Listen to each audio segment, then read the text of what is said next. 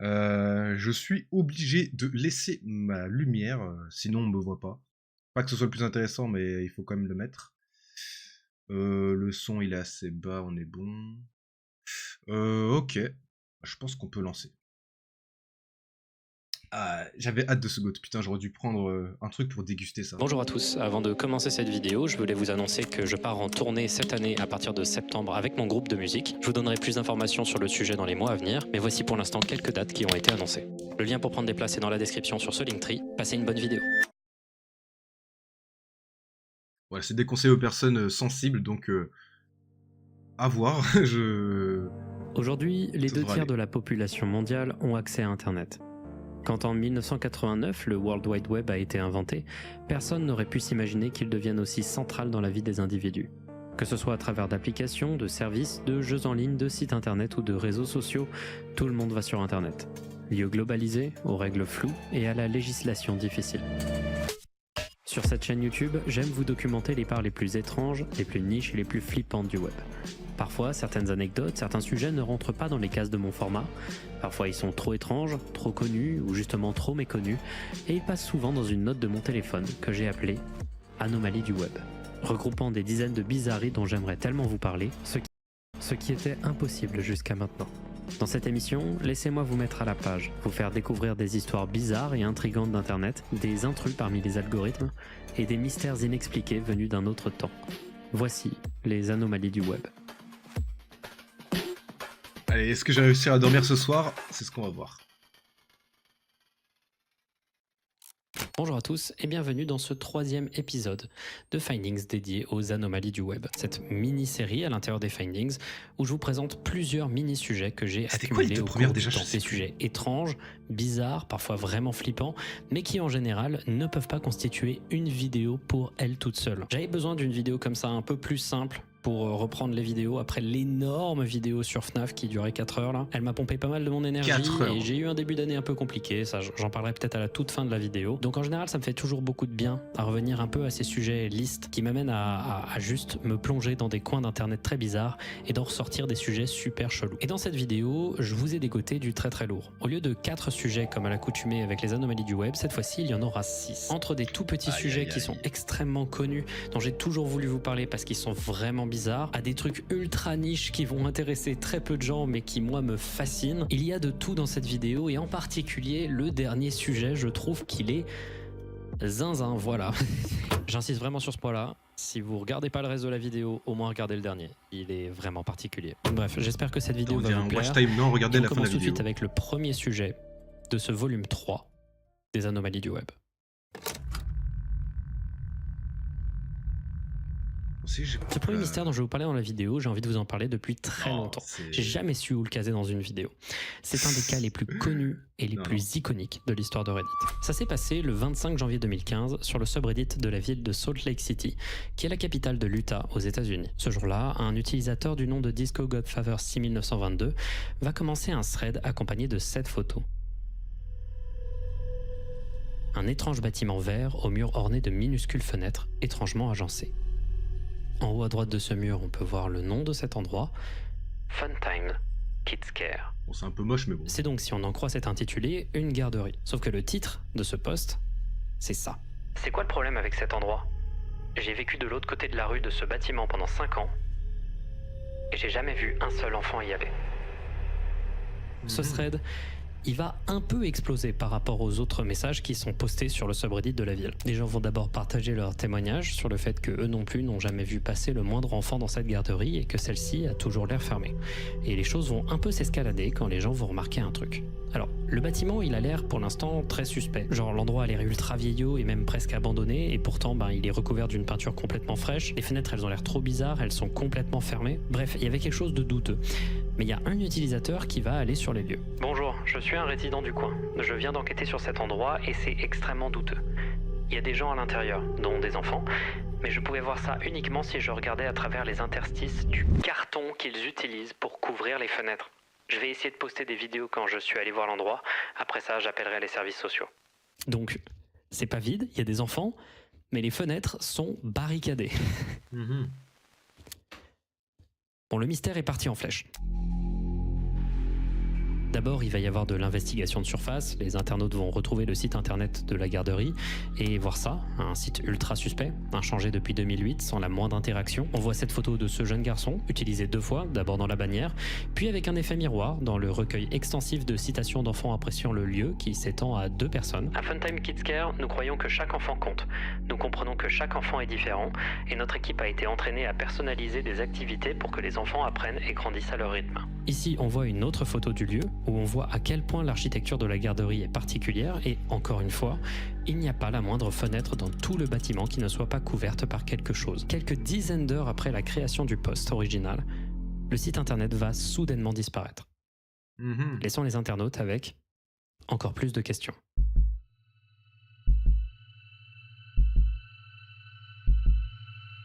La première théorie qui va prendre de l'ampleur, c'est la théorie selon laquelle cette garderie n'en est pas une, et qu'elle serait... Non mais c'est méga moche. Par contre, même si on peut regarder à travers les fenêtres, c'est méga moche. C'est tout petit. Les trucs, c'est des petits carrés. En réalité, un moyen de blanchir de l'argent.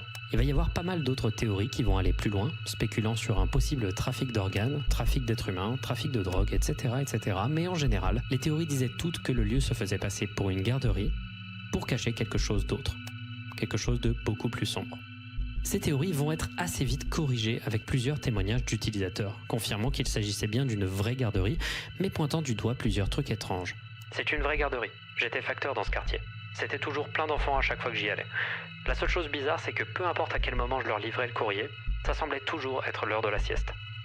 J'ai visité le lieu quand j'ai eu mon enfant en 2009. Je n'y ai pas vu de laboratoire à mettre ou de pièces de torture. Par contre, ça sentait vraiment mauvais. Quelqu'un d'autre va trouver le nom de l'entreprise et trouver un recueil avec l'intégralité des sanctions et des plaintes déposées contre la garderie depuis sa création. Là, ils vont trouver de nombreuses sanctions visant l'établissement entre 2005 et 2008, certaines pour avoir crié sur des enfants, d'autres pour les avoir restreints dans leurs mouvements. On en apprend plus sur l'organisation du lieu, du matériel cassé et dangereux, absence de trousse de soins, incapacité à désinfecter la table à langer et surtout des tonnes de rapports sur le fait que les enfants sont souvent laissés pendant des durées excessivement longues, sans surveillance. Au milieu de toutes ces spéculations, des tonnes de comptes Reddit vont arriver sur le post pour poster des commentaires qui assurent que en fait, c'est une garderie parfaitement normale, qui ne cache rien de bizarre et qu'il fallait arrêter de la contacter. Sauf que la plupart de ces comptes avaient été créés après la création du post original, comme si quelqu'un créait des comptes pour dissuader les gens de continuer à chercher. À un moment, un commentaire lugubre menaçant le créateur du thread va être posté par un compte étrange. Je vais vous demander à tous d'arrêter d'enquêter sur cet endroit. De nombreux témoignages inquiétants vont continuer à être postés au cours du temps, en particulier sur un thread créé sur le subreddit Conspiracy, dédié aux théories du complot. Un témoignage anonyme, envoyé par message privé au créateur du thread, dira d'ailleurs ceci. Je viens de parler à un ami qui a habité juste à côté pendant environ 1 an. Il m'a raconté qu'un soir, par curiosité, ils avaient forcé la porte pour entrer, et que dans la pièce principale, il n'y avait qu'une chaise, en face d'une télé, diffusant en direct des images de l'autre pièce du bâtiment. D'ailleurs, la laverie automatique de l'autre côté de la rue est constamment surveillée par des policiers qui émènent des saisies de stupéfiants. Des tonnes de gens vont continuer d'aller vers la garderie, continuer d'appeler le numéro de téléphone de celle-ci. Un d'entre eux va notamment prendre des photos de la devanture et noter la présence d'un homme, avec possiblement un badge et une radio à ses côtés. Et tout ce fiasco amènera à la publication sur 4chan de photos montrant l'intérieur de la garderie, filmées à travers les interstices des fenêtres couvertes, révélant un lieu éclairé d'une lumière jaune, sans enfants, supervisé par une vieille femme. Oh putain, c'est un backroom. Oh mon dieu, les backroom V2. Du jaune, c'est vide. Bon, il y a une vieille dame, mais bon. Et là, stop. Le thread vient d'être supprimé par les modérateurs du subreddit.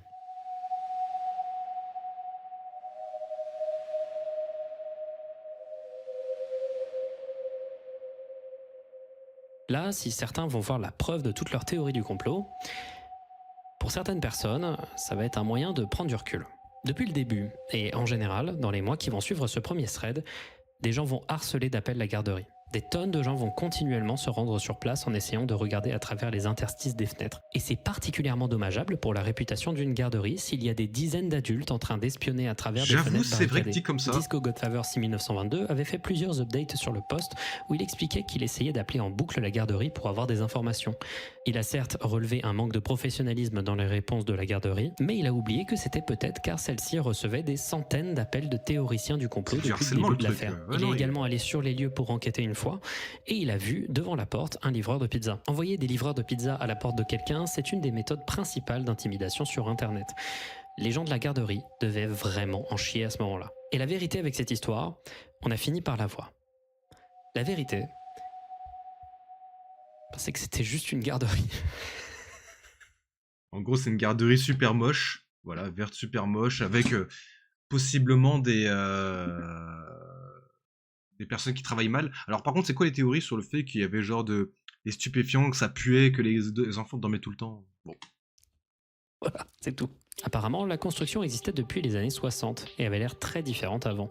Déjà, la devanture était beaucoup plus accueillante. Il y avait même apparemment un énorme clown au-dessus du bâtiment et concrètement, les expériences des gens y étant allés avant les années 2000 sont toutes très positives. La gérante de la garderie, Karen Yocom, était une femme qui était extrêmement investie dans son travail et qui le faisait par passion. Autour de 2006, par contre, il y a eu un changement de propriétaire. Et apparemment, à cause d'un manque de moyens et de personnel, il y a eu pas mal de problèmes dans leurs premières années. Aujourd'hui, apparemment, leur bilan est parfaitement clean et il n'y a pas eu de plainte pour maltraitance depuis très longtemps. Et en ce qui concerne l'apparence bizarre du bâtiment, ça aussi c'est explicable. Apparemment, une voiture aurait foncé sur la devanture il y a très longtemps et le bâtiment a changé pour rester attrayant et différent des autres tout en étant beaucoup plus sécurisé avec des petites fenêtres. Et la raison pour laquelle les fenêtres sont barricadées et bloquées, c'est juste pour que des gens bizarres ne regardent pas à travers. Étant donné que c'est une garderie destinée à des enfants issus de familles à bas revenus, dans un voisinage gentrifié et également destinée à des enfants subissant des difficultés familiales et médicales, c'est un choix qui est plutôt compréhensible. Aujourd'hui, le mythe autour de ce bâtiment est extrêmement connu, il est extrêmement fort et il est encore présent. Il y a des gens qui, encore maintenant, vont se rendre devant cette garderie. Il y a des gens qui font des cosplays, des fanarts. C'est vraiment un lieu qui est devenu un peu culte. Mais c'est pas parce que le lieu avait l'air aussi bizarre et que le bâtiment en lui-même est super étrange que c'est aussi connu comme histoire. Ce qui est vraiment particulier, c'est à quel point Internet, autour de juste une spéculation, s'est monté la tête pendant plus de 48 heures, au point que des tonnes d'inconnus du jour au lendemain se sont mis à regarder à travers les interstices de fenêtres d'une garderie pour voir l'intérieur. C'est super grave. Et évidemment, les propriétaires, ils ont détesté. Voilà, c'était une horrible période pour eux. Et finalement, cette histoire, c'est un peu un cas d'école de comment une rumeur et une spéculation se créent sur Internet et des dégâts que ça peut engendrer. Donc il n'y avait rien de bizarre, quoi. Bon. Alors ça aussi c'est un bon sujet pour commencer une vidéo. Ça c'est une histoire toute simple. Elle est arrivée il y a seulement quelques semaines de ça sur Reddit. Donc c'est encore tout frais. Et quand je suis tombé sur ce sujet brièvement au cours d'une soirée, je me souviens avoir eu une réaction anormalement intense. Donc tout commence avec un de mes subreddits préférés, le RBI. On va pas expliquer ce qu'est le RBI à chaque fois, on l'a déjà expliqué dans le premier volume, donc pour aller très vite, c'est un subreddit pour enquêteurs amateurs qui essayent de régler des mystères. Mais la différence, c'est qu'ici, ils sont souvent ultra sérieux. Genre ils essayent de résoudre des crimes, des meurtres, des disparitions, ce genre de choses. Même si parfois ils essayent de régler des mystères très simples, genre des messages téléphoniques étranges, des chaînes YouTube bizarres, ils ont une atmosphère où quand même, ça se prend pas mal au sérieux. L'affaire dont je vais vous parler commence le 17 mars de cette année, lorsque l'utilisateur Rylan16 va créer un post du nom de « Étrange photo sur mon téléphone, prise lorsque je dormais ». Alors, mettons en place le contexte. Ça sent mauvaise cette histoire. Rylan est un étudiant à la fac. Pendant quelques jours, il s'est décidé de retourner chez ses parents alors que ceux-ci étaient absents pour leur anniversaire de mariage, afin de s'occuper de leur chien. La maison de ses parents est une maison située dans une zone très rurale, où très peu de gens vivent. Pour vous dire, dans un cercle d'1 mile autour de sa maison, il dit que le seul endroit où des gens pourraient être, c'est un simple camp de chasse. Sinon, il est complètement isolé, au milieu de nulle part. Non mais je suis désolé, mais si tu conduis et que tu vois ça devant toi, bon, voilà, c'est en noir et blanc et tout, mais c'est un noir et blanc. Si tu conduis et que je vois rien en face, je n'y vais pas. Là, les feux ne marchent pas. Non, il y a que des fous. Au bord d'une route. Il explique donc que pendant la nuit du 16 mars, alors qu'il était assis sur un fauteuil, il a commencé à se sentir très fatigué d'un coup. Donc il est allé siester dans la chambre de ses parents, et 2 heures plus tard, au réveil, il s'est rendu compte que son téléphone n'était plus sur lui. Donc il sort de la chambre, et il le retrouve dans le salon. Et alors qu'il se redirige vers la chambre, il se rend compte d'un truc. Le téléphone se déverrouille sur la galerie photo, pas sur l'écran d'accueil. Et dans sa galerie photo, il y avait 2 images. Oula, attends, je commence à avoir peur. Oula, c'est peu de quoi ces images-là? J'ai legit des frissons. Là. 2 images sombres où on ne voit pas grand-chose. Des images qu'il n'a aucun souvenir d'avoir prises. Donc là, sur le moment, c'est bizarre. Aux théories, il est somnambule, mais on va dire que non. Allez. mais ça pourrait juste être un bug de son téléphone. Enfin, c'est juste 2 photos complètement noires, quoi. Sauf que quand on augmente la luminosité de celle-ci, il se passe ça. Oh bordel de merde, là j'ai les frissons là. Là j'ai les frissons. C'est ce que je voulais. Oh putain de merde. Ah ouais, les frissons. Qu'est-ce que c'est que cette merde? Je vous jure que quand je suis tombé sur ce thread, j'étais dans mon lit, insomnie, 3h du matin, et quand j'ai vu les images éclairées, j'ai eu un frisson très très intense. Ah ouais, là je l'ai là. C'est quoi ce visage là? Qu'est-ce Oh le qui s'est frisson. passé? Alors évidemment, un truc aussi chelou, ça fait se poser de nombreuses questions, et instantanément, moi je me suis mis à être sceptique. Mais évidemment, vous vous en doutez, il y a plus. D'abord, quand Rylan est tombé sur les photos, il n'a pas eu tout de suite le réflexe d'augmenter la luminosité. Malgré ça, il a quand même vu le visage caché dans la deuxième photo, et ça l'a terrorisé. Il est parti conduire un peu pour calmer son anxiété.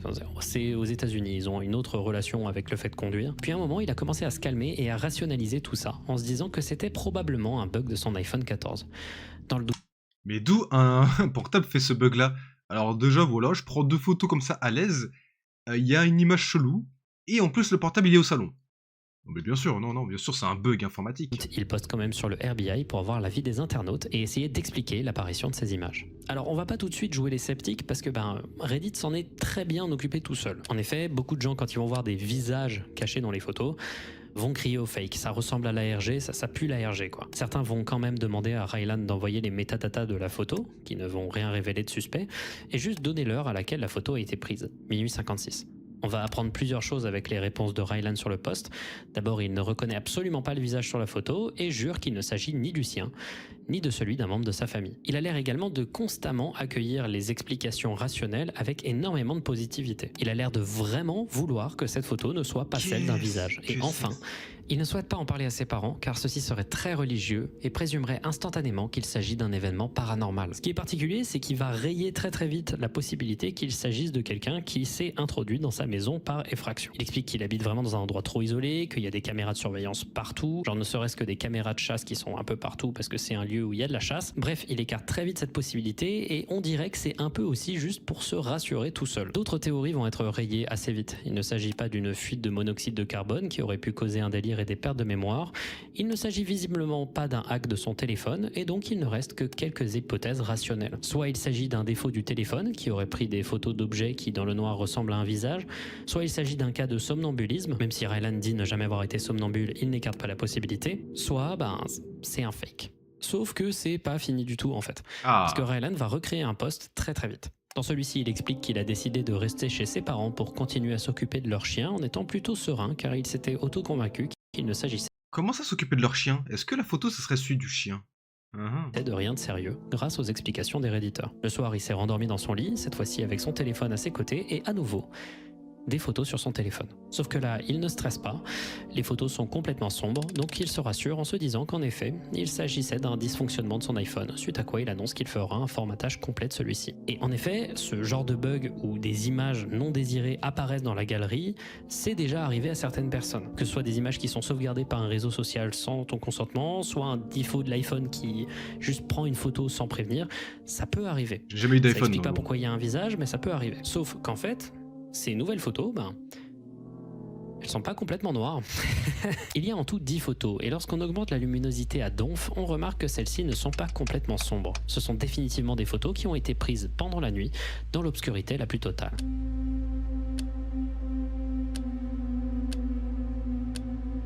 La seule qui révèle vraiment quelque chose de clair lorsqu'on augmente la luminosité, La dernière? c'est la dernière photo, qui montre dans le coin en bas à droite un rouleau de papier toilette et ce qui semble être le dessus d'un WC. Ce que Rylan va confirmer quelques temps après en montrant cette photo de ses toilettes qui matchent parfaitement. Mais les gens vont quand même essayer de déchiffrer ce qui se passe dans chaque photo, trouvant par pareidolie des tonnes de visages qui n'existent pas, des tonnes de mains qui n'existent pas. Non mais les gars, c'est juste son portable, je pense, qui est aussi dégueulasse. Il faut qu'il nettoie l'objectif, c'est tout. Etc. etc. Moi personnellement, j'ai une théorie à propos de cette deuxième série d'images, que je vous laisse croire ou non. Dans la plupart des photos, je remarque qu'il y a un truc qui revient souvent. Dans la plupart d'entre elles, il y a 2 masses noires en bas de l'image. Ces 2 masses, je pense que ce sont les pieds de celui qui prend les photos. Et on dirait qu'à la fin de la série de photos, la caméra se lève vers une porte qui, après ouverture, se révèle être la porte des toilettes. Donc personnellement, j'ai l'impression que cette série de photos montre quelqu'un qui prend le téléphone et se rend dans la salle de bain. J'ai même l'impression que parfois on peut voir ce qui semble être un escalier ou un couloir dans les photos.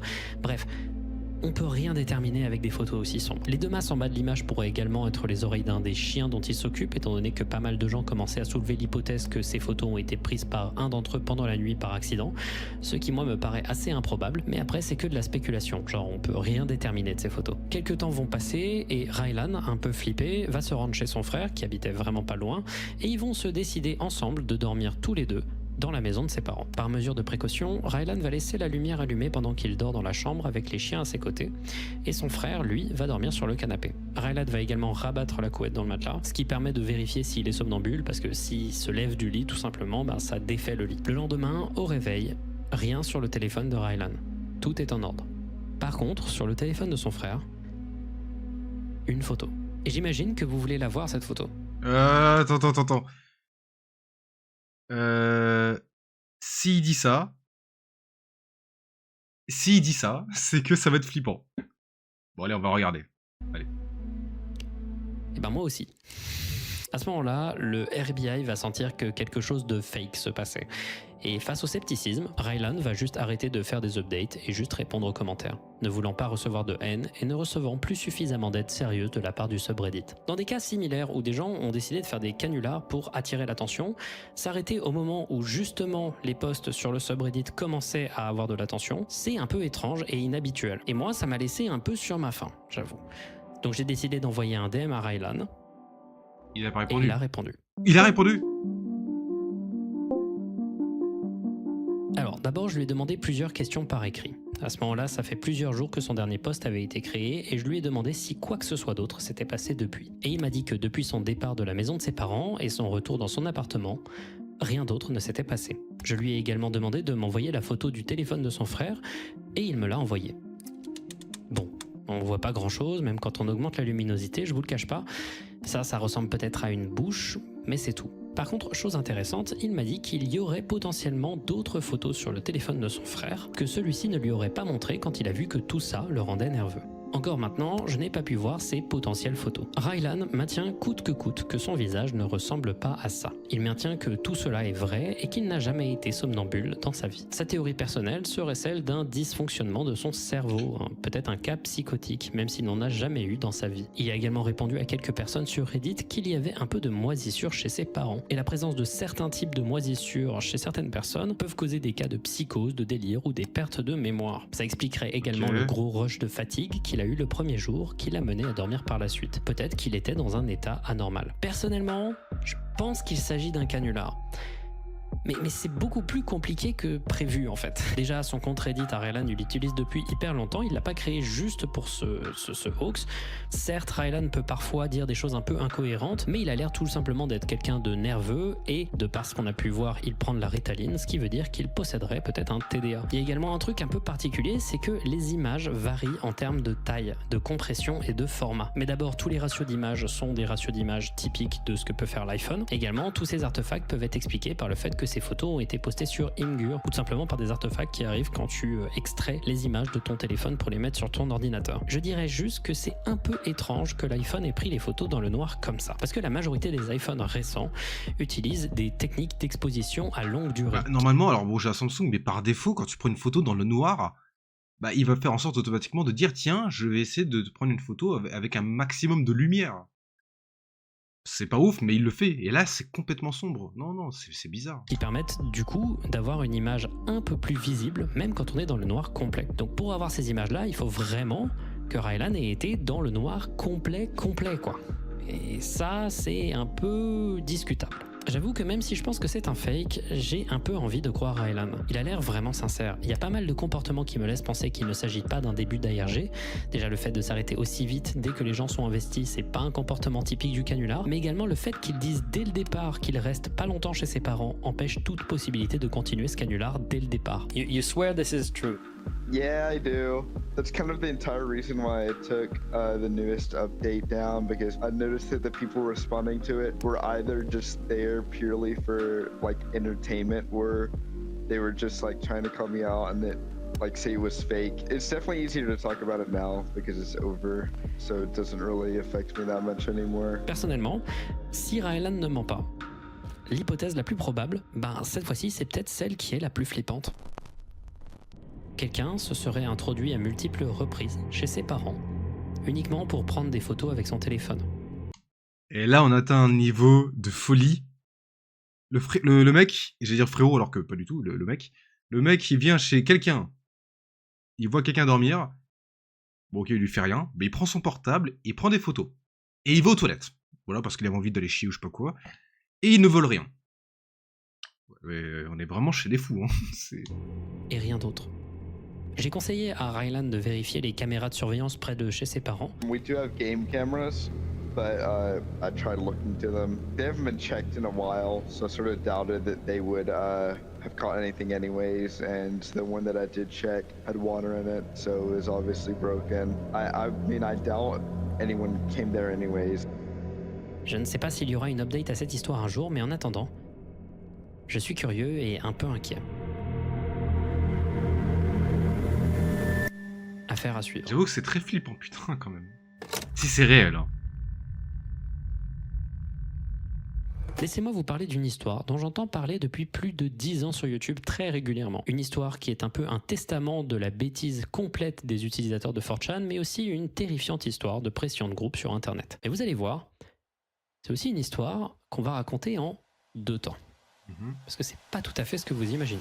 Le 25 août 2009, un utilisateur de 4chan anonyme poste cette photo de lui tenant une grenade avec la date et l'heure du poste marquée sur sa main pour prouver qu'il s'agissait bien de quelque chose de réel. Il la poste sur le bord. Déjà, il y a un problème. Frérot, t'as une grenade. Après, on est aux États-Unis sûrement, mais tu vas peut-être pas te dire, tiens, je vais peut-être contacter, je sais pas, des militaires ou un truc comme ça pour, je sais pas, qu'il y ait pas trop de danger parce que c'est une putain de grenade, quoi. Le board aléatoire, le board le plus connu, est considéré comme un des plus tordus du site. Voici son message. Alors, j'étais en train de looter des trucs dans les affaires que mon daron nous avait laissées avant de mourir, et j'ai trouvé ça. Ce vieux con avait une vraie grenade. Elle paraît vieille, mais fonctionnelle à mes yeux. Qu'est-ce que Bi ferait avec elle ? Vous voyez déjà dans quelle direction ça va. Les gens vont commencer à vouloir s'assurer qu'il s'agissait bien d'une vraie grenade.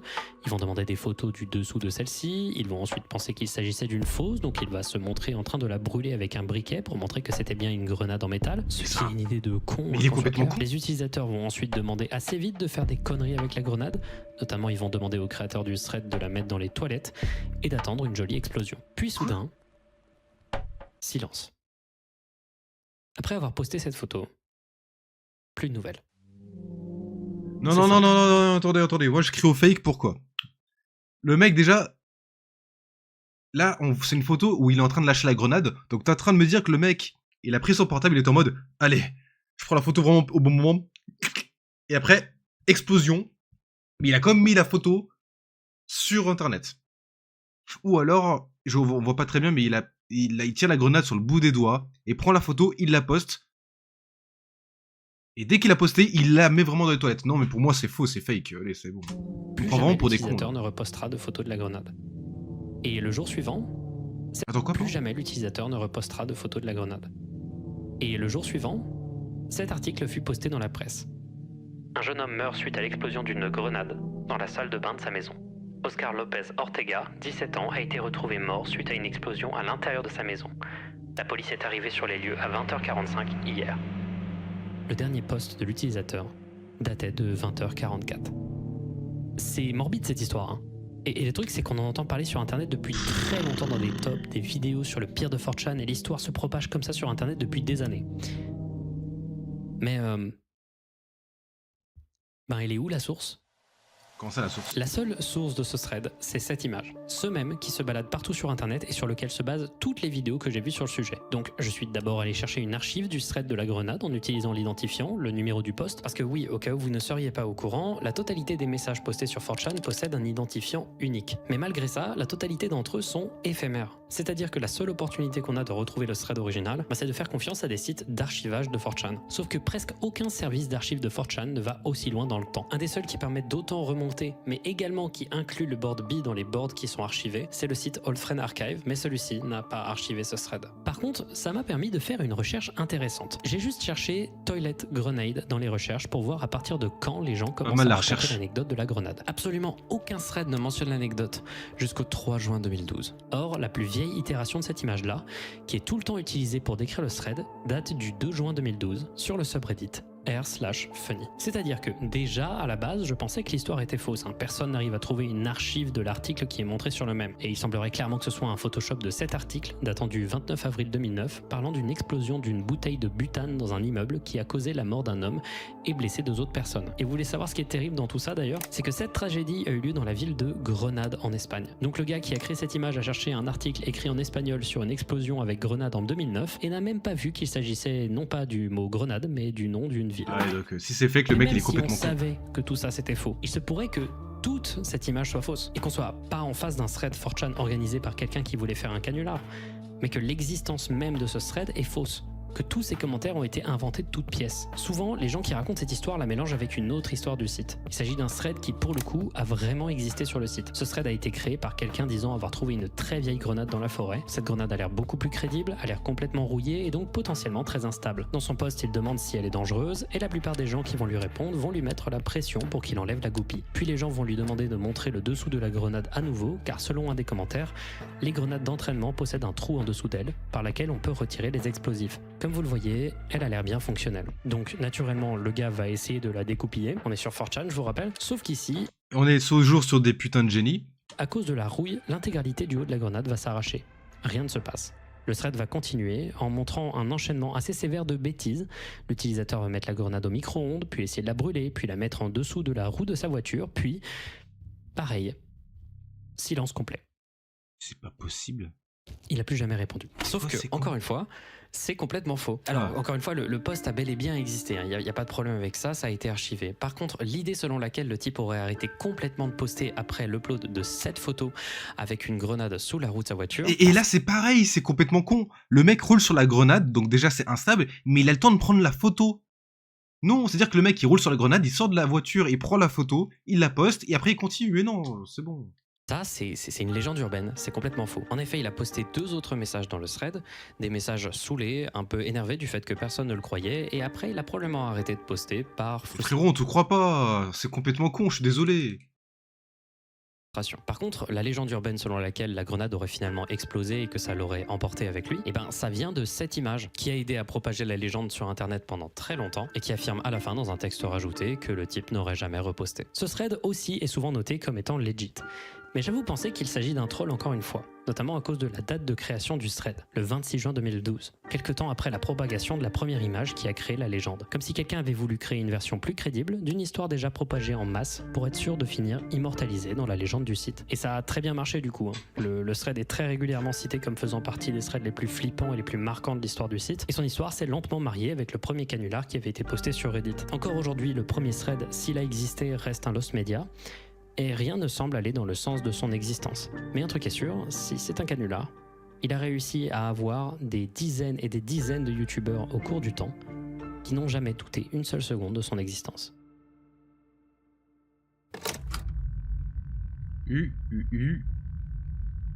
Ça, c'est un minuscule mystère qui m'avait marqué à l'époque, mais c'est aussi un type de mystère en général très fréquent sur internet qui me plaît beaucoup. Le 1er décembre 2017, l'utilisateur Drodigon sur Reddit crée un post sur le subreddit paranormal appelé « Quelle est la cause de ces hurlements ?» Donc dans celui-ci, il explique que pendant l'année 2017, il a fait un road trip aux US, principalement pour visiter les parcs nationaux.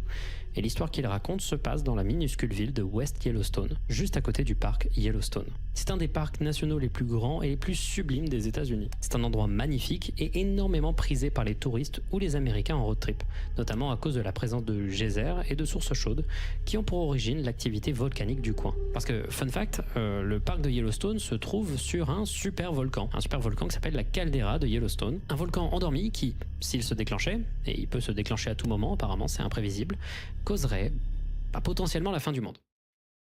Ah oui. Et on ne sait pas quand est-ce qu'il va se déclencher. Revenons à notre petite ville de West Yellowstone. C'est un petit endroit qui sert de ville d'appoint pour les gens qui vont visiter le parc.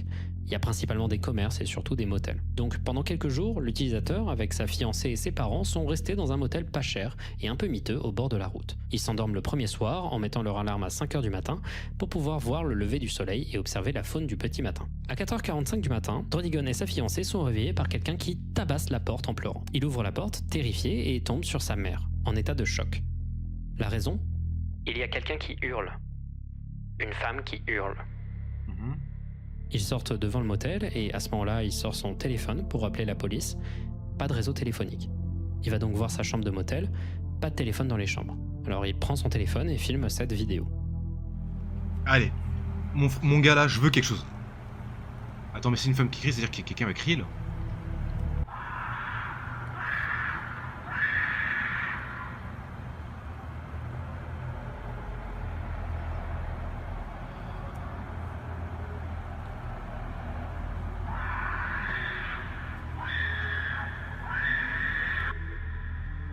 C'est flippant, hein.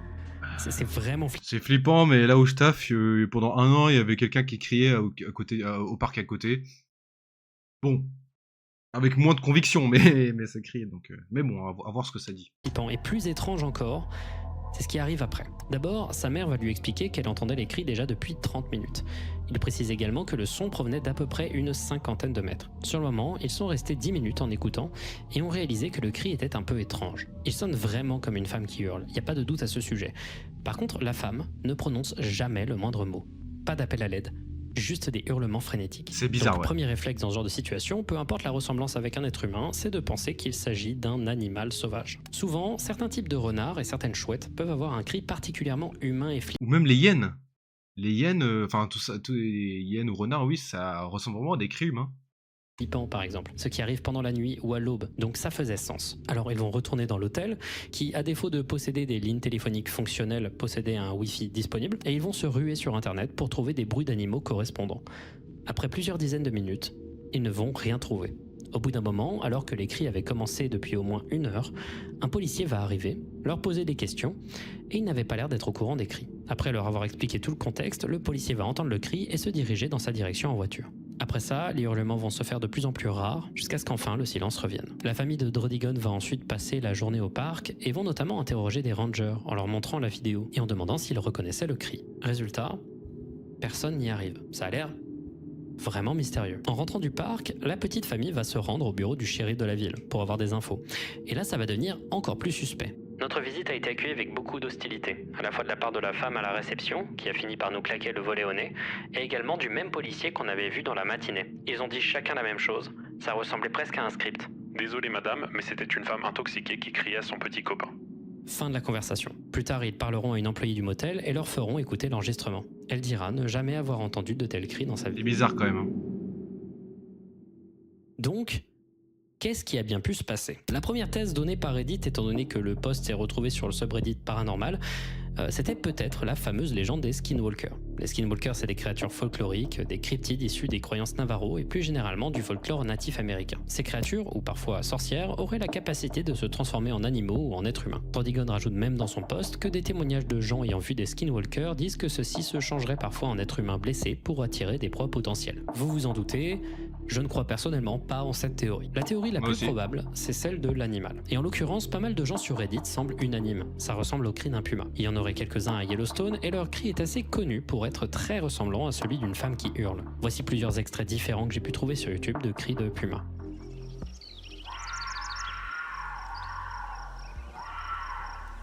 Ouais, on dirait vraiment une femme qui crie. Bon, pas d'aussi près. Maintenant, si on compare avec la vidéo de Drodigon 17, ça ressemble un peu. J'avoue que c'est certes très probable, mais je suis pas convaincu à 100%, j'avoue, voilà. Le cri tape un peu plus fort dans les aigus et ressemble vraiment à un cri de jeune femme, surtout la deuxième fois qu'il apparaît. Malgré ça, ça reste la piste la plus probable, étant donné la faune locale et le fait que les cris ont duré plusieurs heures sans que aucun mot ne soit jamais prononcé. Il y a également des gens qui ont dit que ça pouvait être un pécan. Ça me paraît être encore plus différent comme son, j'avoue. Moi, ce que je trouve bizarre déjà, c'est la réaction des locaux. Le fait qu'aucun ranger ne reconnaisse ces cris. Le fait que la police réagisse avec autant d'hostilité. C'est vrai que c'est bizarre parce que si c'était un animal comme ça, le son serait plus courant. Tout ça est vraiment chelou. Il y a un monde où quelqu'un a vraiment hurlé pendant 1 heure, sans que jamais personne ne vienne l'aider. Et ça, c'est une pensée qui me rend complètement ouf. Je trouve ça également angoissant, si c'est le bruit d'un animal, d'imaginer que régulièrement des gens se dirigent en direction Je trouve ça également angoissant, si c'est le bruit d'un animal, d'imaginer que régulièrement des gens se dirigent en direction de ces cris, pensant aider une personne en détresse, en finissant par se retrouver en face d'un animal potentiellement dangereux. Mais comme vous le savez, j'aime bien pousser les trucs jusqu'au bout, et donc je me suis posé une question. D'où pouvaient bien provenir les cris? Alors pour faire ça, j'ai regardé la vidéo et j'ai remarqué ce panneau, dont on arrive à lire ici « One Horse Motel ».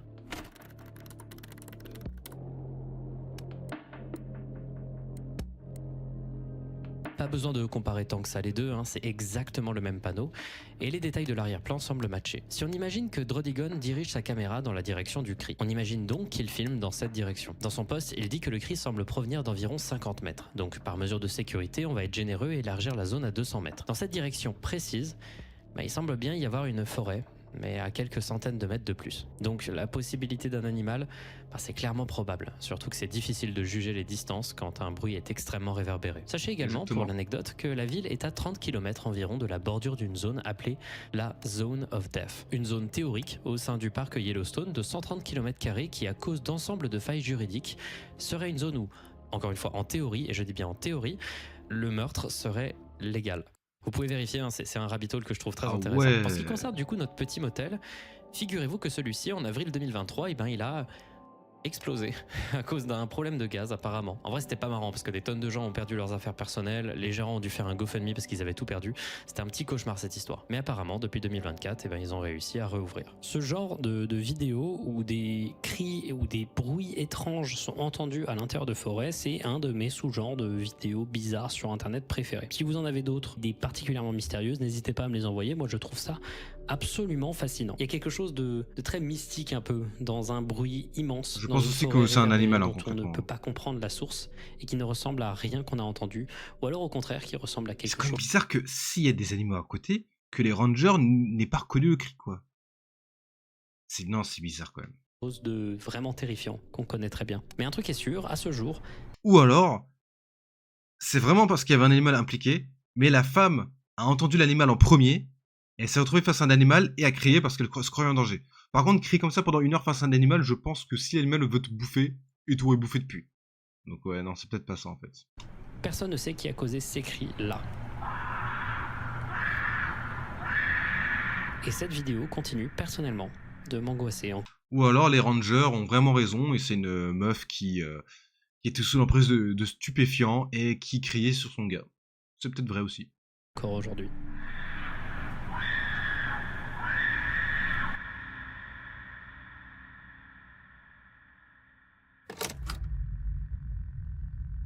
Ah non, c'est pas la dernière. C'est la dernière où il a dit qu'il faut la regarder. Vous connaissez Buffy contre les vampires? Moi, j'ai jamais regardé, j'avoue. Mais là, je sais qu'il y a des tonnes de gens qui ont plus de 35 ans qui sont en train de hurler derrière leur écran, qui sont en train de s'insurger, mais moi... Attends, j'ai pas regardé Buffy contre les vampires, ça ressemble à quoi? Ah, c'était ça. Ça me dit que dalle. Ah, on voit que c'était... Attends, c'était quand?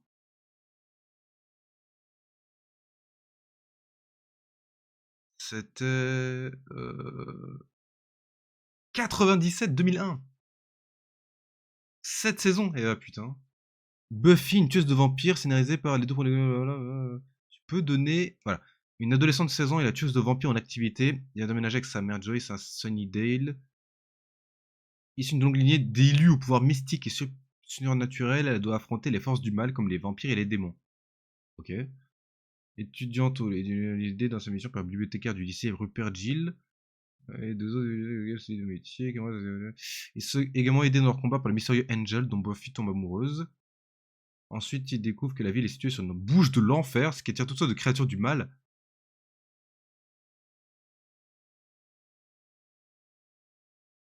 Ah!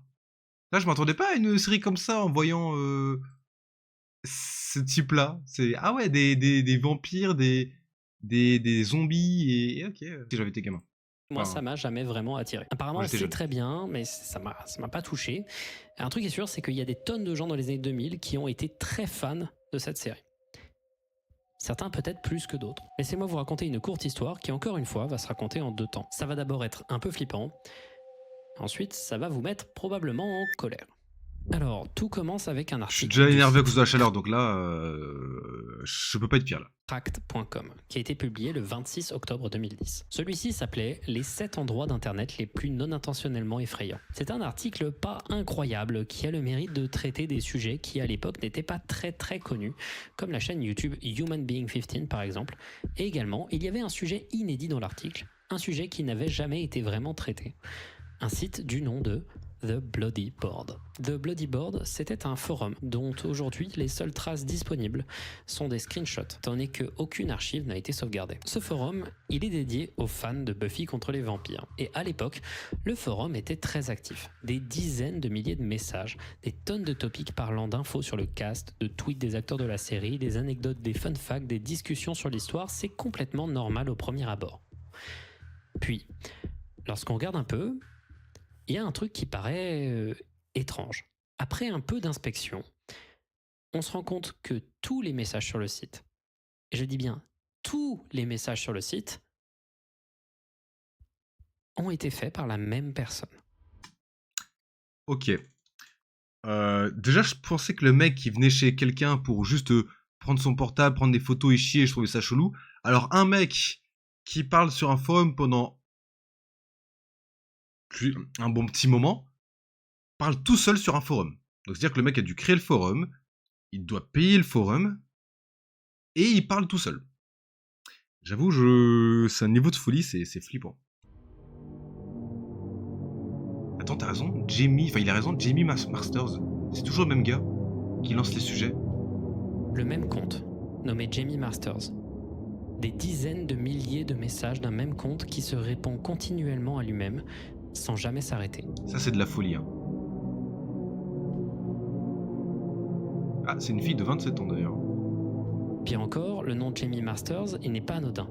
C'est un surnom affectueux donné à James Masters, un des acteurs de la série que le compte Jamie Masters semble apprécier et connaître un peu trop. Genre la majorité des topics tournent autour de ce personnage, autour de cet acteur en particulier, de son actu, de manière assez insistante. J'espère que l'acteur là qui fait Jamie Masters, je sais pas quoi, ne verra jamais cette personne. Tente quand même. Et cet acteur, c'est également le gars qui joue Piccolo dans Dragon Ball Evolution. L'article du site cracked.com va vite être inondé de centaines de commentaires, ce qui pour le site était assez inhabituel, et la plupart d'entre eux étaient au sujet du fameux Bloody Board. De nombreuses questions vont se poser. Pourquoi est-ce que la personne fait ça? Est-ce que c'est un bot? Qui est derrière ce compte en vrai? Et là, ça devient un peu triste. Oula. Le site s'est fait dézinguer. En à peine quelques heures, 4chan et plusieurs autres sites pas très attentionnés ont trouvé l'adresse. Ouais, attends, c'est quoi ces messages? Le prénom, tous les réseaux sociaux de la créatrice du forum. Ils ont tous créé un compte sur son forum et l'ont spammé avec les réseaux sociaux de pas très attentionnés ont trouvé l'adresse, le nom, le prénom, tous les réseaux sociaux. Merde. Mais pourquoi ils ont fait ça? De la créatrice du forum. Ils ont tous créé un compte sur son forum et l'ont spammé avec des blagues sur le viol, des menaces, des insultes, des infos de doxing qui avaient été trouvées plus tôt, du gore, du porn et des incitations au suicide. Ils vont même apparemment créer un autre forum pour organiser le siège du Bloody Board, et toutes les infos de la créatrice du site vont être fièrement affichées sur tout plein de sites pas très sympas comme Encyclopédia Dramatica. Donc, qui était derrière ce forum du coup? Eh bien, il s'agissait d'une jeune femme, très probablement autiste, fan de Buffy contre les vampires, qui postait sur internet sous le surnom de Don't Kill Spike. Quand elle s'est réveillée, des heures après le début du raid du forum, elle a d'abord essayé de bannir les quelques milliers de nouveaux comptes qui pourrissaient son forum et a finalement décidé de supprimer le Bloody Board entièrement, tant il était impossible pour elle de réguler le harcèlement.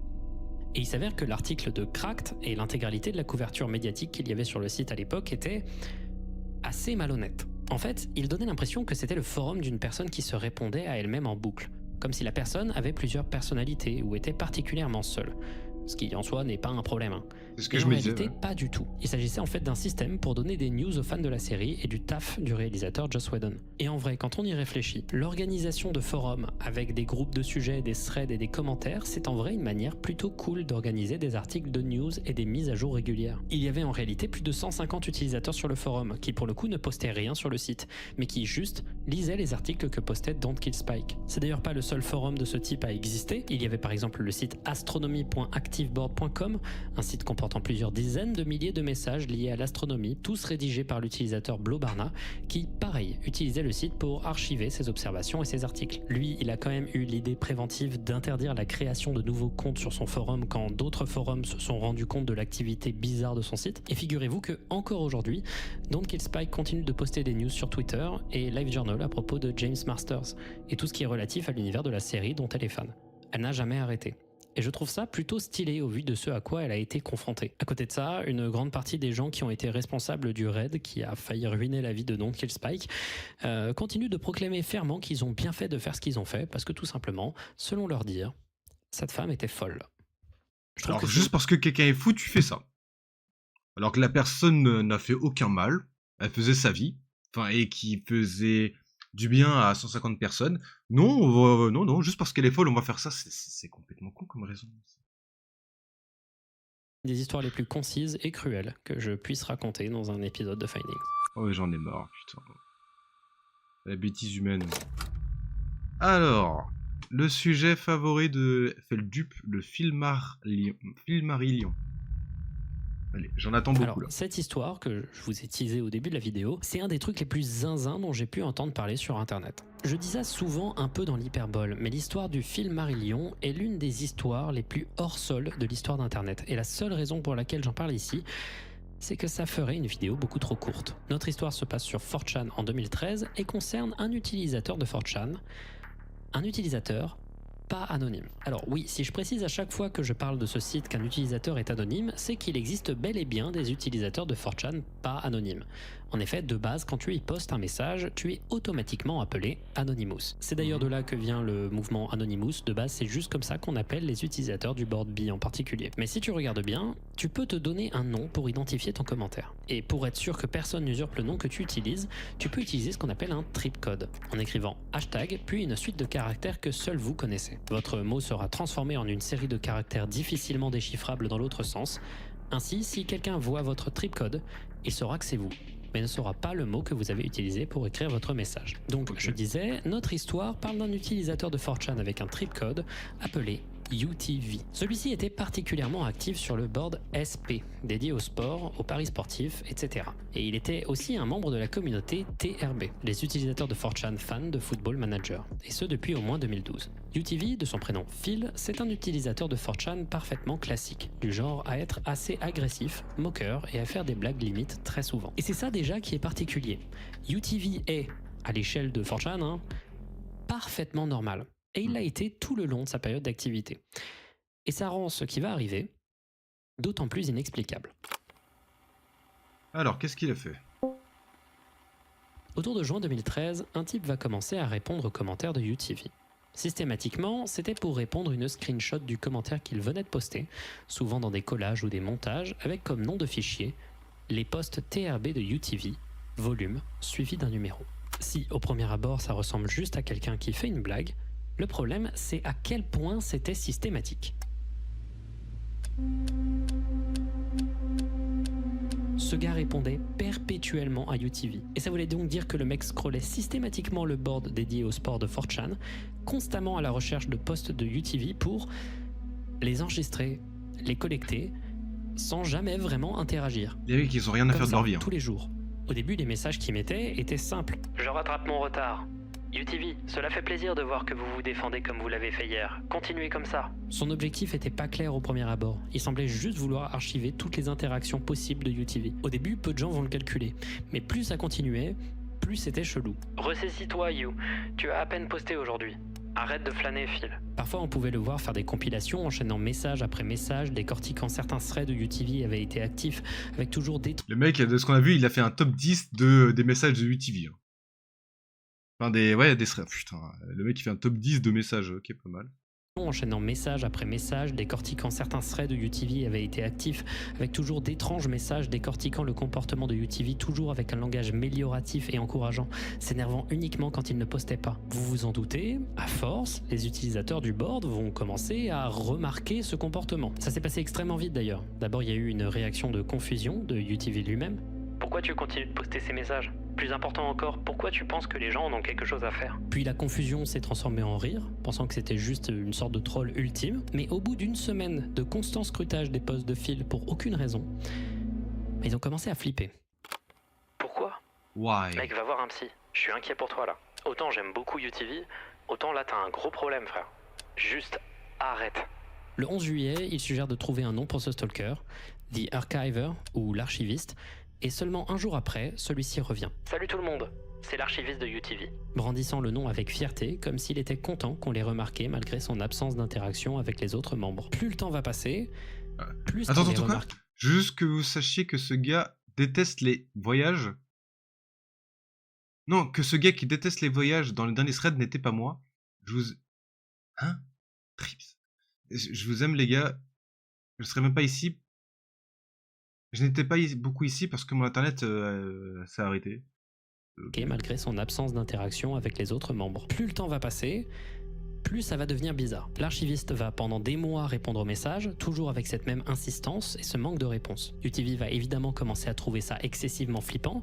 Il va continuer de lui demander pourquoi il faisait ça, à l'insulter à chaque thread qui était épié par son stalker. Est-ce que tu vas arrêter de faire ça? Au moins réponds-moi, espèce de grosse... Et la plot twist, en fait, c'est UTV qui a créé un autre compte qui fait ça. Et le mec fait ça juste pour se rendre intéressant. C'est même plus drôle, c'est juste triste. Tu m'as pas entendu dans l'autre thread? Ça doit s'arrêter maintenant. Jamais l'archiviste ne lui donnera de réponse claire. Jamais celui-ci n'arrêtera, peu importe les tentatives de l'intimider ou de l'ignorer. C'est notre 150e thread ensemble. Je ne célèbre pas pour autant car je sais que dans les relations mâle-femelle, l'ordre de célébration est le 100e puis 200e anniversaire. Fin août, il poste une lettre manuscrite qu'il a réalisée, censée être une lettre d'amour fictive de UTV à lui-même. Il va demander aux gens d'archiver à sa place. Attends, quoi?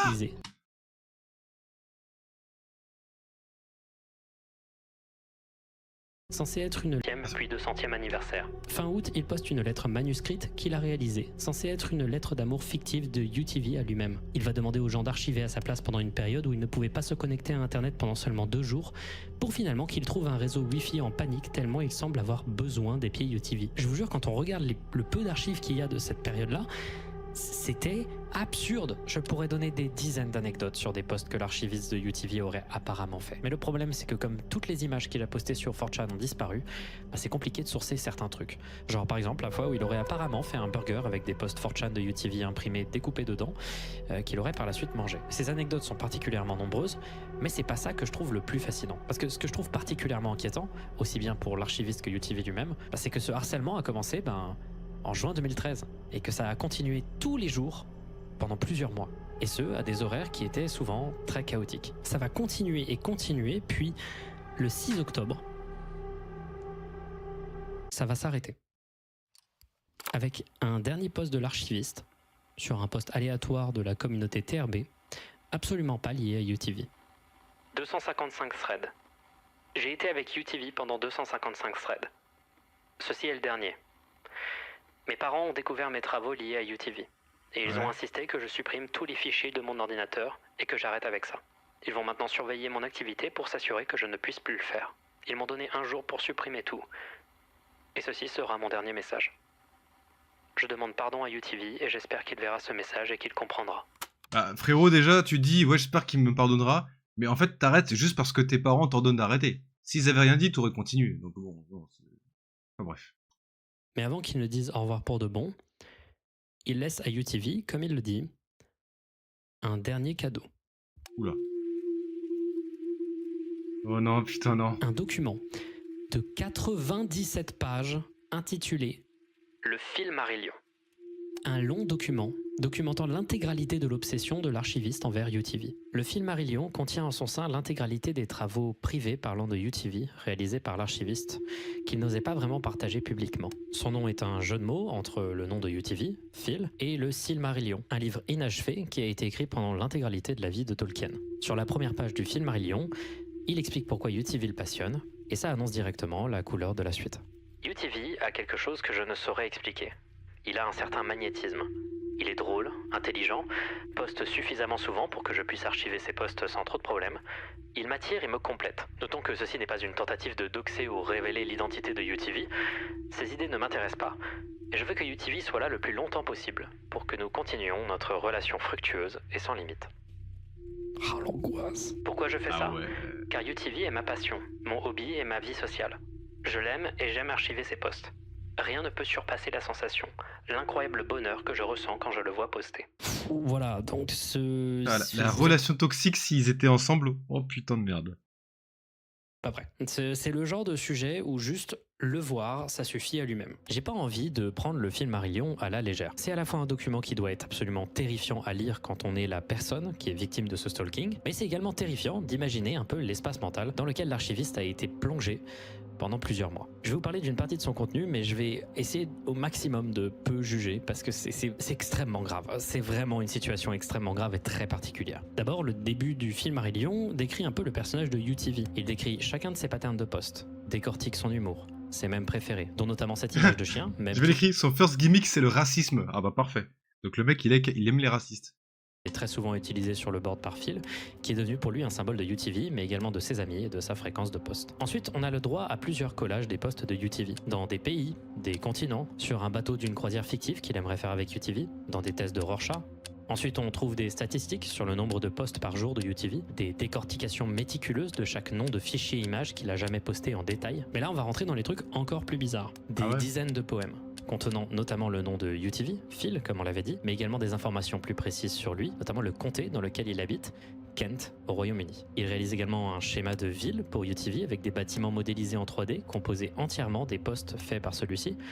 Des schémas de mini-golf UTV composés avec ces postes, avec toujours des explications sur le design de chacun, qui est toujours lié au contenu du poste. Il explique avoir créé un faux compte Facebook pour recruter une milice pour protéger UTV, en montrant tous les véritables comptes qu'il a trouvés qui, selon lui, pourraient être de bons candidats. Il fait un photomontage d'un faux site de rencontre où il simule une rencontre entre lui et UTV, où il l'insulte copieusement avec de véritables termes qu'il pourrait utiliser en réponse à ses posts sur 4chan, mais en finissant par cette phrase. J'ai honte de toi et je veux que personne ne sache que nous ne sommes pas heureux ensemble, bien que nous le sommes clairement. Et je continuerai à prétendre de te détester longtemps après que je sois tombé amoureux de toi. Il y a également de longues fanfictions érotiques bizarrement écrites et incohérentes, des inventions comme ce formidable paillasson avec des posts de haters de UTV pour que celui-ci puisse y essuyer ses pieds, ou alors la ceinture UTV pleine de posts de celui-ci, au cas où l'archiviste aurait besoin de lire un de ses posts. Un faux scénario de cambriolage de banque, dans le cas où UTV aurait besoin d'argent et qu'il voulait, je sais pas, cambrioler une banque. Et je vous jure, je suis pas en train de me moquer, je suis juste en train de factuellement donner les trucs qu'il y a dans le film Marillion. Et c'est pas fini parce que ça devient encore un peu plus flippant. Il y a un chapitre à l'intérieur qui s'appelle Des manières de me faire sentir plus proche de UTV, où il explique qu'il essaye de s'imaginer au quotidien qu'il vit en colocation avec UTV. Il fait d'abord des plans de son appartement, s'il vivait avec bien évidemment une salle entière dédiée à ses archives de sa bibliothèque UTV, et pour se donner l'impression que dans son appartement actuel, il vit avec Phil, il met par exemple des listes de tâches que UTV doit faire sur des post-it chez lui, tâches ménagères que du coup il ne va pas faire pour qu'il ait l'impression que juste UTV a la flemme de les faire, ou alors il décide de labelliser des nourritures dans son frigo qui appartiennent à UTV et qu'il ne touche donc pas. Maintenant, encore plus inquiétant, des plans de funérailles pour UTV. Au cas où il devrait lui arriver le pire. Je suis bien conscient qu'un jour UTV pourrait mourir. Je ne souhaite pas que cela se produise, et cette page ne doit pas être interprétée comme une telle éventualité. Mais je crois qu'il est légèrement plus âgé que moi, et je n'ai aucune vision d'un monde dans lequel je ne serai plus à ses côtés. Et ensuite, il y a un journal jour par jour de son quotidien, où on réalise que le type ne vit que pour Phil, et où on le voit déprimé au moindre signe d'inactivité. 13 septembre. Aujourd'hui était un jour difficile. UTV a passé presque 9 heures sans poster. J'ai pu créer plusieurs œuvres aujourd'hui, mais ce n'est pas important. Parfois je me sentais très triste et seul. Je ne veux pas penser à cette journée. 19 septembre 2013. UTV n'a pas posté de message aujourd'hui. Je suis de plus en plus contrarié et je ne veux pas être en colère contre UTV. Mais j'aimerais qu'il vienne me parler et m'expliquer où il est parti. 15 septembre. Je suis assis ici à 23h18. UTV n'a posté qu'une fois aujourd'hui. C'est ce genre de jours qui me font me demander pourquoi je fais ça pour nous. Pourquoi je fais ça. Je me demande s'il en a quelque chose à faire. Si nous étions un couple marié, il aurait été dehors toute la nuit et serait rentré avec une odeur de sexe sur son t-shirt et du rouge à lèvres et du tachant ses habits. Je me sens malade. 27 septembre. Putain, parlons sérieusement là. J'ai donné strictement tout à UTV. Je me suis occupé de lui pendant des mois. Je l'ai aidé, donné l'amour dont la plupart des gens rêvent, sur lequel ils écrivent des poèmes et dont ils ont besoin plus que tout. Comment pourrais-je savoir où il est maintenant? Je ne peux pas. Il pourrait poster sur un autre forum, il pourrait être en train de boire, il pourrait être mort. Il s'en fout de nous. Et des messages comme ça, il y en a des dizaines, toujours en train de rationaliser l'impossible attraction qu'il ressent, toujours en train de penser que secrètement Phil est amoureux de lui, que cette attraction est réciproque. Mais l'élément le plus là frérot, je suis en train, c'est bon, c'est bientôt fini, mais c'est sa dernière histoire. Là, je crois que c'était la deuxième histoire qui m'a donné la deuxième ou troisième histoire qui m'a donné des frissons. Mais là, je suis sur un cas de folie, c'est incroyable.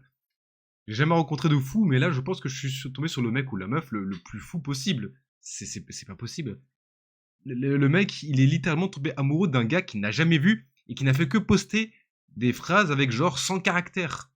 D'où tu tombes amoureux de quelqu'un comme ça? Enfin, après, derrière, il raconte sa vie, mais c'est une folie. Bon, t'es arrivé un peu en retard, mais si tu regardes la vidéo de Feldup, regarde forcément, au moins regarde la dernière histoire. L'histoire numéro 6, messieurs, si on se met mais du c'est point une de vue de dinguerie. Phil, c'est une page très connue. Si un jour j'apprends qu'il y a quelqu'un qui fait ça pour moi, sur Reddit ou Twitter, mais je supprime mon compte Twitter. Même si je l'ai depuis 20 ans, je le supprime. C'est pas possible. Ça fait flipper. Ceci est une lettre de rançon composée à partir des posts de UTV. Si je devais le kidnapper, voilà ce que j'enverrais. Dans la fameuse lettre, il demande aux parents de UTV 40 millions de dollars en l'échange de leur fils, prétendant qu'il enverra une partie de leur fils chaque semaine tant qu'il n'aura pas l'argent, avant de menacer de couper les pieds de... Attends, mais c'est complètement con.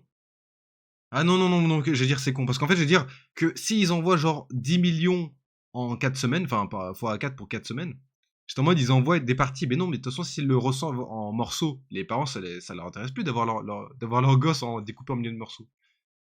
Par contre, le mec, il aime tellement Phil qu'il est quand même prêt à dire, tiens, je veux les 40 millions, je l'aime, mais je peux le tuer si je veux la thune. Donc, c'est-à-dire que Phil ne vaut pas 40 millions. Intéressant. UTV. Il continue son texte en décrivant qu'il maintiendrait UTV dans sa salle de bain pour que celui-ci puisse voir son corps nu sans qu'il ne puisse avoir peur et qu'il ait l'impression que je lui fais des avances. Attends, quoi? Je le garde dans ma salle de bain. De cette façon, il serait caché et incapable de faire du bruit. Il serait également capable de voir mon corps nu sans sans être effrayé. Ou que je suis en train de faire des avances sexuelles sur lui. Je ne ferai pas d'avances sexuelles avec lui, mais voir... Avec les faits.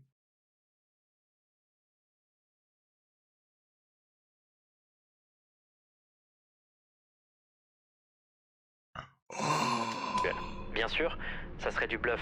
Et je ne me permettrai jamais qu'on fasse du mal à mon trésor le plus cher. Oh là là là là. Dites-moi que c'est fake, je vous en supplie. Dis-moi que c'est fake. Oui, c'est terrifiant. Mais en vrai, ça me fait aussi beaucoup de peine. On s'imagine instantanément en voyant ça ce qu'on ferait à la place de UTV. Mais en vrai, ça fait surtout beaucoup de peine quand on regarde d'un œil un peu extérieur. Du point de vue de UTV, ça a dû être un cauchemar. Il n'a rien fait pour mériter cette attention-là, et cette obsession maladive de l'archiviste a dû évidemment le terrifier. Il s'exprimera que très brièvement sans trop développer dans des posts les jours suivants, mais il ne répondra jamais au film Marillion directement. Seulement un commentaire à son nom lâche un simple point d'interrogation, mais comme le trip code associé n'est pas le bon, c'est possible que ce ne soit pas lui. Je sais pas si vous réalisez l'ampleur. Là, vous n'avez qu'une petite portion des posts qu'il a réalisés. Dans le film Marillion, il met également des liens vers des vidéos YouTube qu'il a réalisées, et celles-ci, elles sont... Non. Ok. Est-ce que j'ai envie de voir cette vidéo? Oh. Bon, tant qu'on voit pas son visage ou un truc comme ça. Incompréhensible.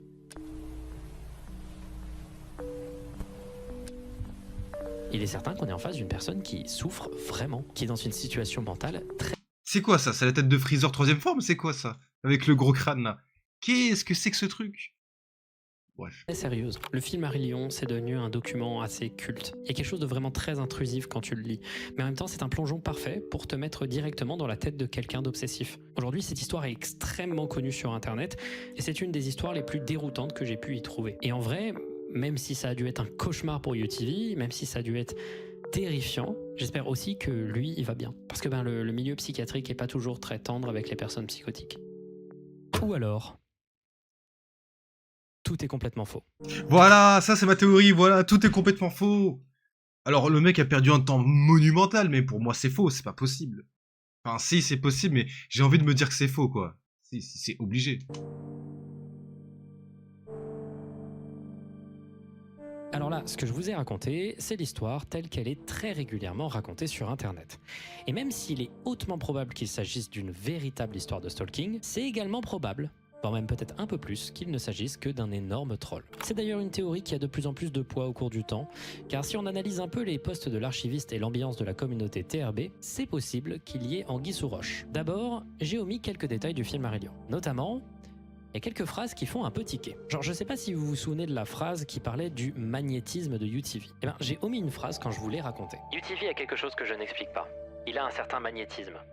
S'il avait rencontré le X-Men Magneto, il aurait été en grand danger.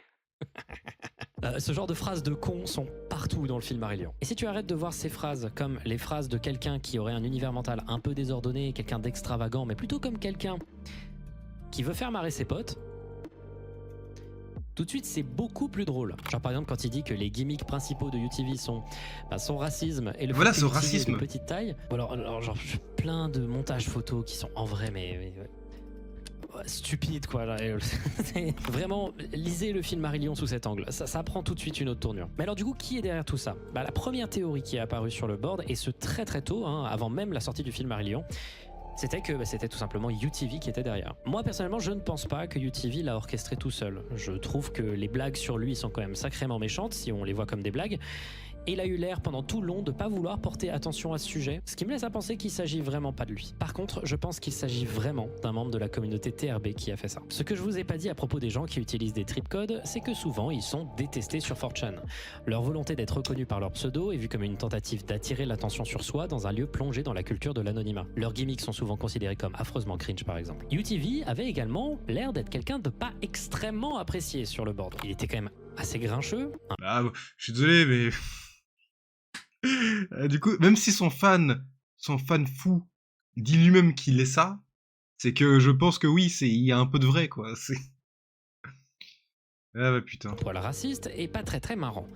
Donc quelqu'un aurait pu vouloir le faire fuir en faisant tout son possible pour le faire flipper. Mais alors du coup, comment quelqu'un aurait pu dépenser autant d'énergie pendant... C'est ça, le mec a dépensé trop d'énergie pour juste insulter quelqu'un. Personne fait ça. Si tu fais du mal à quelqu'un, tu le fais de façon plus simple, parce que sinon ça te fait chier quand même. Tant de temps juste pour troller quelqu'un. C'est-à-dire, on parle vraiment de mois de stalking constant. Et bien tout simplement, de ce que j'ai pu voir de la communauté TRB au fur et à mesure donc de mes recherches et du montage, c'est que c'est quand même des sacrés chômeurs, quoi. C'est une communauté où tout le monde se réunit tous les jours pour parler pendant C'est ça, il y a des que heures, des putains de mecs qui travaillent pas. Entière. Donc vouloir dépenser autant d'énergie juste pour troller un pote, et ben après y avoir passé du temps sur ces boards, ça me paraît complètement possible. Et le coup semble avoir fonctionné d'une certaine manière, parce que même si ça n'a pas fait faire fuir UTV, c'est quand même un des événements les plus marquants de l'histoire de 4chan tout court. Et peu importe qu'il s'agisse d'une histoire de stalking horrible ou pas, j'espère que toutes les personnes concernées par cette histoire aujourd'hui vont bien. Eh ben putain, Merci beaucoup j'ai envie de le prendre comme un fake ce truc là quand même. J'ai envie de le prendre comme un fake. Donc pour moi c'est pas flippant. C'est juste peut-être entre potes qui n'ont vraiment rien à foutre de leur vie pendant 6 mois. Dans juin, juillet, août, septembre, octobre. Ouais, de 5 mois, 4-5 mois. Regardez cette vidéo, je sais, elle arrive extrêmement tard. C'était une vidéo qui était vraiment plus simple que les autres, vraiment des histoires beaucoup plus simples, avec des ficelles beaucoup plus simples, un montage que j'ai quand même soigné, un peu une DA qui se définit pour ces anomalies du web. Je tenais quand même à vous présenter des excuses pour le temps que ça a pris. J'ai eu des problèmes de santé importants, dont je parlerai pas forcément, mais également beaucoup de travail dans différents trucs qui sont soit pas sortis, soit qui vont sortir plus tard. Au fur et à mesure que ma santé a eu des petits soucis, je me suis rendu compte que il fallait de toute manière que les vidéos sortent soit moins souvent, soit que ce soit des vidéos moins importantes, ou alors tout simplement que peut-être je vais commencer à déléguer certaines tâches. Pas pour toutes mes vidéos, parce que ça me paraît très important de garder un côté un peu hauteur, donner toujours l'impression que ce que je fais c'est accessible, que vous pouvez faire ce que je fais sans trop de problèmes ou de moyens, mais peut-être que c'est mieux pour ma santé quand même de déléguer le montage ou alors de poster moins. Et je suis vraiment désolé que ce soit le cas, mais notamment c'est important pour cette année-là qui a été extrêmement difficile pour de nombreuses raisons, mais qui restent des raisons personnelles. Là actuellement, il y a pas mal de findings qui sont en préparation, ils sortiront quand ils seront prêts. Également l'album qui va arriver et la tournée l'année prochaine. Déjà pas mal de dates qui sont annoncées. J'en parlerai de manière un peu plus claire, notamment quand on commencera à sortir des singles, tout ça. Voilà, donc j'espère que ça va bien se passer. Et il faut également que je vois ce film Backroom là. Oh non, il l'a pas vu. Oh putain, j'aimerais tellement qu'il fasse un retour sur le film Backroom en vidéo. C'est son sujet, c'est son sujet. Il a fait genre quand même 3 vidéos dessus, ou 4. Ou peut-être qu'il fera juste un tweet dessus. Enfin, faudrait que je surveille Twitter à ce sujet. Il faut que je le voie là, parce qu'il est sorti. Merci beaucoup et à la prochaine. Merci beaucoup de me suivre encore, malgré cette longue pause, qui n'est pas tout à fait encore finie, mais qui va bientôt se terminer. Merci beaucoup. Ok. Putain. Alors, super vidéo, comme d'hab, hein, j'ai rien à dire. Hein. Fait le dupe, c'est le GOAT. Qu'il se repose, voilà, qu'il en profite, qu'il sorte des vidéos quand il se sent bien. Voilà, c'est cool. Du coup, petit récap sur les 6. La première histoire sur l'anomalie, sur la. Sur le. C'est quoi? C'était une maternelle? Je sais pas, je sais plus. Ou une garderie, voilà, une garderie. Elle était bien. Elle était bien. Moi, je trouvais ça quand même complètement con, mais elle était bien. Donc, les gens qui pensaient que, bah, je sais pas s'il y avait un trafic, des trafics, il y avait de la drogue, tout ça, bon. Je trouvais ça vite fait un peu marrant. Et aussi le coup des fenêtres qui sont petites, du coup, personne peut regarder à côté, c'est ok. C'était sympa. Le numéro 2 alors celui-là pour moi c'est le plus flippant. Voilà, je le mets ici, je le mets pas en grand parce que là j'ai déjà des frissons qui reviennent là. Euh, non, c'est le truc le plus flippant que j'ai trouvé, je trouve. Surtout qu'on n'a pas de réponse. Ouais, là il faut que j'enlève de mon visage sinon j'arriverai pas à dormir. Voilà, pour moi c'est le truc le plus flippant de la vidéo. Voilà, je l'esquive, je vais pas le remettre. L'anomalie 3, donc c'était quoi déjà? C'était la grenade. Alors pour moi, je pense qu'il y a un peu de vrai. Enfin, c'est du fake, mais il y a sûrement des gens qui ont dû faire ça pour se rendre intéressant. Hein. Pour oh, regardez les gars, j'ai une grenade, suivez-moi, je vais faire des trucs avec, donnez-moi des défis, genre ouais, je vais tenter de rouler dessus, de le mettre dans les toilettes. C'est fake pour moi, mais. Ah oui, attends, du coup, premier, bah c'est fake. Deuxième, c'est. J'ai presque. En fait, c'est soit fake, soit le mec est somnambule. Voilà. Troisième, c'est fake. La grenade, bon voilà. Quatrième, c'est quoi quatrième déjà? Quatrième, c'est pas fake, mais dans le sens où c'est pas ce qu'on croit. Je pense que c'est pas une femme qui crie, ou alors c'est pas une femme qui vraiment se sent qui est vraiment en danger. Voilà, c'est pas vraiment ce qu'on croit, c'est pas fake, mais c'est pas ce qu'on croit. Voilà. Je pense que le niveau de danger n'est pas aussi haut que ce qu'on pense. C'est peut-être vraiment une femme qui était sous effet de drogue et qui s'énervait contre son copain en criant. C'est d'ailleurs pour ça qu'elle ne disait pas à l'aide. Peut-être parce qu'elle faisait que crier dessus. Après, du coup, on n'a pas entendu d'insulte, mais bon, ça, c'est autre chose. 5. C'est triste. C'est pas fake, c'est juste très triste. Il y a des putains d'enculés qui harcèlent les gens, qui ne le méritent pas. Donc c'est pas fake. Mais c'est triste. J'aurais bien aimé que ce soit fake, mais ça l'est pas. Et sixième, bah j'ai envie de dire que c'est fake. Enfin, fake dans le sens où. Bah, en fait, la personne derrière, le vrai fan n'existe pas, je crois. Je pense, mais bon. Voilà, donc dans l'histoire, 1 fake, 2 fake, 3 fake, 4 réel, 5 réel et 6. Bah, du coup, est-ce que c'est du fake? Bah, c'est du fake dans le sens. Oui, c'est du fake, voilà. Bref. Du coup, les gars, c'était un petit live. Petit live sur Feldup, voilà. J'avais hâte de le faire en live concrètement. Ça change un peu et surtout le faire en live, ça me fait moins peur. Du coup, on est que lundi. Est-ce que j'en ferai un autre live dans la semaine? Je sais pas. J'essaierai de peut-être d'en faire encore un sur Pokémon Z. J'essaie de bien avancer dessus. Ou alors peut-être que d'ici quelques jours, on aura des news sur Pokémon, sur Yu-Gi-Oh! Master Duel pour un nouveau pack, je sais pas. Bah du coup, pour l'instant, bah les gars, bon courage. On est que lundi. J'ai super la dalle. On est que lundi. Je vous dirai sur Discord s'il y a un autre live Pokémon Z ou Master Duel.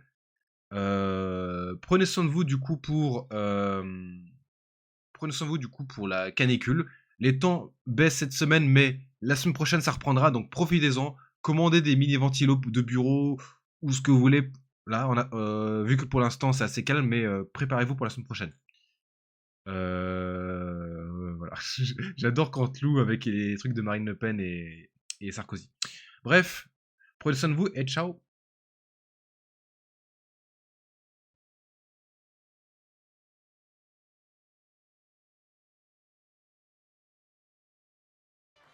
Allez hop, ni vu ni connu, je t'embrouille. 100 000 les 20 secondes. Oh, c'est pas bien. Mais si, ça passe. T'inquiète. Tu crois que ça passe? Mais oui, maintenant il faut juste se barrer vite fait.